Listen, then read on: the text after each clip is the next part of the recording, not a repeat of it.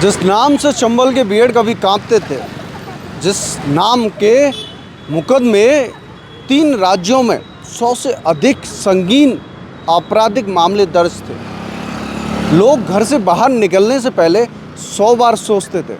कभी 7 बजने के बाद, शाम के 7 बजने के बाद लोग घरों से बाहर नहीं निकलते थे। एक नाम की इतनी दहशत थी।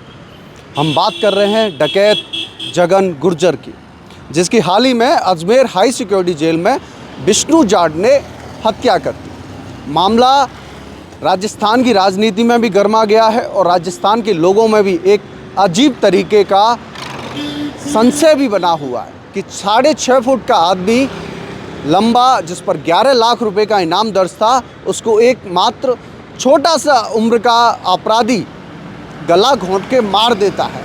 ये किस तरीके से संभव है, इस पर कई सवाल खड़े हो रहे हैं। लेकिन उससे पहले हम जानेंगे कि डकैत जगन गुर्जर डकैत कैसे बना, कहाँ से उसकी आपराधिक पृष्ठभूमि की शुरुआत हुई। हम उसको और उसकी जो पूरी कहानी है वो हम आपको बताएंगे कि डकैत जगन गुर्जर कहाँ का था और किस तरीके से अपराध की दुनिया में उसने कदम रखा।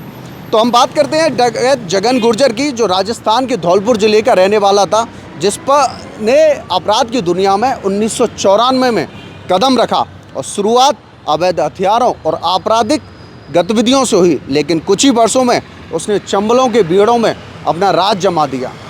धीरे धीरे जगन गुर्जर का नाम राजस्थान, मध्य प्रदेश और उत्तर प्रदेश के सीमावर्ती इलाकों में दहशत का पर्याय बन गया। धौलपुर, करौली, भरतपुर और चंबल के बीड़ों में उसके नाम से लोग खौफ खाते थे।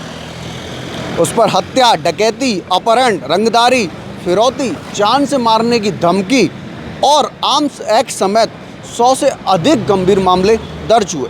कुछ रिपोर्टों में यह संख्या 128 भी बताई गई है, लेकिन उस पर जो मुकदमे थे उसकी संख्या 100 से अधिक थी।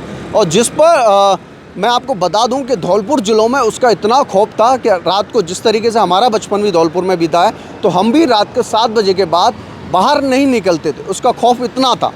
साल 2008 में जगन गुर्जर पहली बार राष्ट्रीय सुर्खियों में तब आया जब उसने राजस्थान की पूर्व सीएम वसुंधरा राजे के धौलपुर पैलेस को उड़ाने की धमकी दी थी।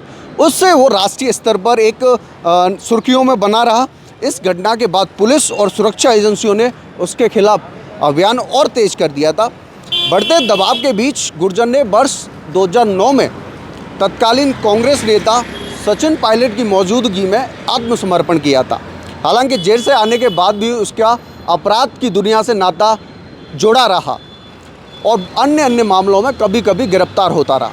साल 2019 में भी 2 महिलाओं के साथ मारपीट और अभद्रता के मामले में उसको गिरफ्तार कर लिया गया था। करीब 500 पुलिसकर्मी इस ऑपरेशन में शामिल रहे थे। इतना बड़ा ऑपरेशन शायद ही कभी किसी अपराधी के लिए चलाया गया हो राजस्थान पुलिस की तरफ से, या फिर मैं कहूं कि 11 लाख रुपए का इनामी। राजस्थान में अभी तक ऐसा कोई भी अपराधी नहीं हुआ है जिसके ऊपर 11 लाख रुपए का इनाम दर्ज किया गया हो। बाद के वर्षों में वो भरतपुर के चर्चित कुलदीप जगीना हत्याकांड से जुड़े मामले में भी जेल में बंद रहा था।